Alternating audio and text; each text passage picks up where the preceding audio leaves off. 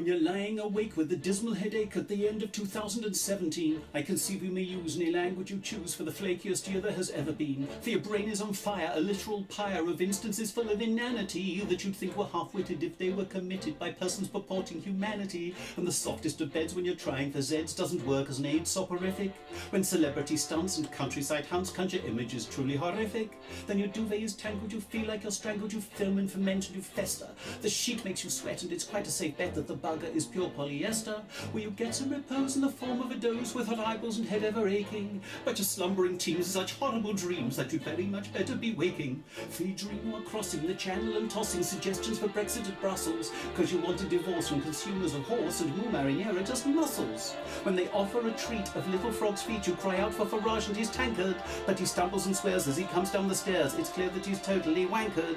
And on the home journey you meet a attorney who's making a generous packet. There a fellow called Nick who is really quite sick, but the bobbies are onto a racket. For this fantasist claimed he was rogered and maimed by Ted Heathy, not Powell and Proctor. But it turns out his mind is the lunatic kind, so you offer to get him a doctor. But the bill is immense and it doesn't make sense, for it's massive and steadily mounting. Then you suddenly spot who has totted the lot. Diane Abbott was doing the counting. Then you rush to have tea with that Debbie McGee, but she waltzes off into the fog. So you go on blind date, but your prize-winning mate to your horror is Jacob Rees-Mogg. The weather is bracing, so why not go racing and honeymoon watching the derby? But you quickly regret that you've placed a large bet with a bookmaker named Mugabe. He takes all your money, it's not very funny, but Jacob says don't be censorious.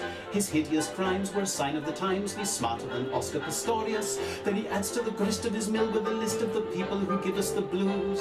And the daily deceit of that imbecile tweet, fake news, fake news, fake news. Donald's smart but he's crass and he speaks through his ass, but that's what the Brits call a Trump. Many memories I fear in this lunatic year we would love to consign to the dump.